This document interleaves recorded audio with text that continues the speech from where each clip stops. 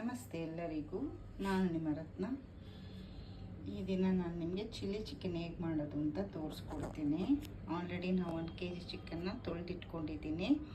ಒಂದು 5 ಹಸಿಮೆಣ್ಸಿನ್ಕಾಯಿನ ಉದ್ದುದಕ್ಕೆ ಹೆಚ್ಚಿಟ್ಕೊಂಡಿದ್ದೀನಿ.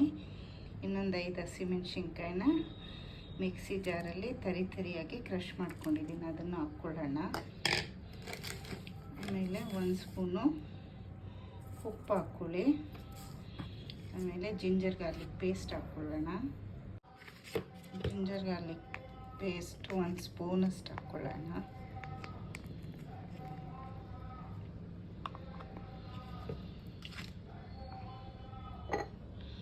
ಒಂದು ಸ್ಪೂನಷ್ಟು ಸೋಯಾ ಸಾಸ್ ಹಾಕ್ಕೊಳ್ಳೋಣ.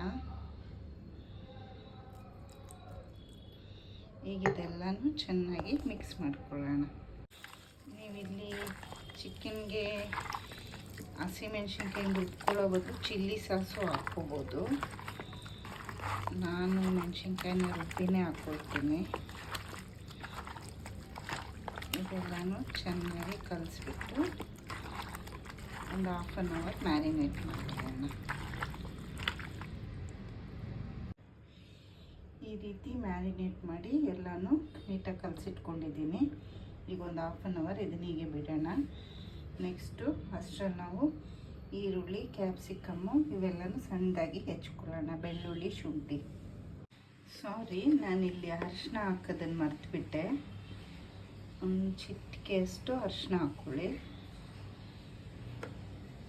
ಇದನ್ನು ಕಲಸಿಟ್ಬಿಡೋಣ. ನೋಡಿ, ಅರಿಶಿನ ಕಲಸಿದ್ದೀನಿ. 30 ಮಿನಿಟ್ಸ್ ಬಿಟ್ಬಿಡೋಣ. ಈಗ ನಾನು 1-2 ಈರುಳ್ಳಿನ ಈಗ ಮೀಡಿಯಮ್ ಸೈಜ್ಗೆ ಕಟ್ ಮಾಡ್ಕೊಂಡಿದ್ದೀನಿ. ಒಂದು ದೊಡ್ಡ ಕ್ಯಾಪ್ಸಿಕಮ್ಮು ಅಷ್ಟೇ. ಮತ್ತು ಇಲ್ಲೊಂದು 2 ಗೆಡ್ಡೆ ಬೆಳ್ಳುಳ್ಳಿ, 1 ತುಂಡು ಶುಂಠಿನ ಸಣ್ಣದಾಗಿ ಹೆಚ್ಚಿಟ್ಕೊಂಡಿದ್ದೀನಿ. 1 ಸ್ಪೂನ್ ಕಾರ್ನ್ಫ್ಲೋರ್ ತೊಗೊಂಡಿದ್ದೀನಿ. ಈಗ ಚಿಕನ್ ಮ್ಯಾರಿನೇಟ್ ಆಗಿದೆ. ಇದನ್ನು ಈಗ ಬಾಣಲಿಗೆ ಹಾಕ್ಕೊಳ್ಳೋಣ.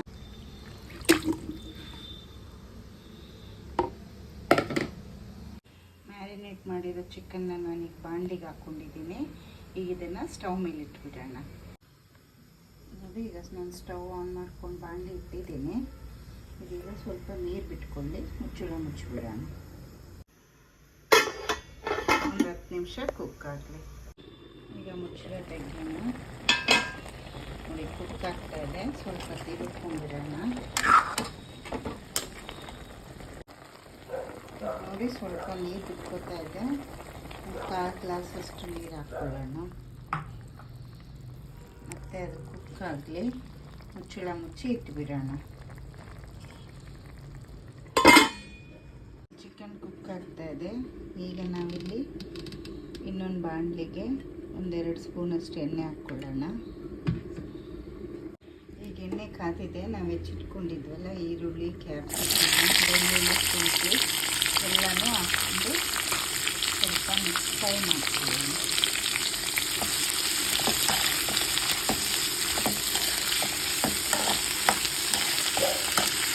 ನೀಟಾಗಿ ಮಿಕ್ಸ್ ಮಾಡ್ಕೊಂಡಿದ್ದೀನಿ. 1-2 ನಿಮಿಷ ಇದು ಫ್ರೈ ಆಗಲಿ. ನೋಡಿ, ಇಷ್ಟು ಫ್ರೈ ಆಗಿ ಸಾಕು.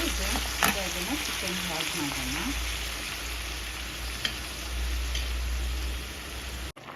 ಫ್ರೈ ಮಾಡ್ಕೊಂಡಿರ್ವಲ್ಲ, ಅದನ್ನೆಲ್ಲ ಈಗ ಚಿಕನ್ಗೆ ಹಾಕಿದ್ದೀನಿ. ಚೆನ್ನಾಗಿ ಮಿಕ್ಸ್ ಮಾಡ್ಕೊಳ್ಳೋಣ. ಈಗೆಲ್ಲ ನೀಟಾಗಿ ಮಿಕ್ಸ್ ಮಾಡ್ಕೊಂಡಿದೆ. 1-2 ನಿಮಿಷ ಪುನಃ ಮುಚ್ಚಳ ಮುಚ್ಚಿ ಬಿಡೋಣ.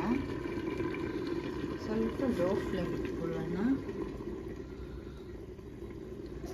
ಮುಚ್ಚಳ ತೆಗೆದು ನೋಡೋಣ. ಈಗ ಎಣ್ಣೆ ಬಿಟ್ಕೊಳ್ತಾ ಇದೆ. ಚಿಕನ್ ಚೆನ್ನಾಗಿ ಕುಕ್ ಆಗಿದೆ. ಈಗ ಕಾರ್ನ್ಫ್ಲೋರಿಗೆ ಸ್ವಲ್ಪ ನೀರು ಹಾಕಿ ಚೆನ್ನಾಗಿ ಕಲಸಿಟ್ಕೊಂಡಿದ್ದೀನಿ. ಈಗ ಇದನ್ನು ಚಿಕನ್ಗೆ ಹಾಕೋಣ.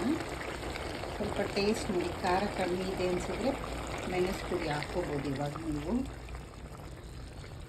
ಇನ್ನೊಂದು 2 ನಿಮಿಷ ಇದು ಕುಕ್ ಆಗಲಿ. ಚೆನ್ನಾಗಿ ಮಿಕ್ಸ್ ಮಾಡ್ಕೊಳ್ಳೋಣ.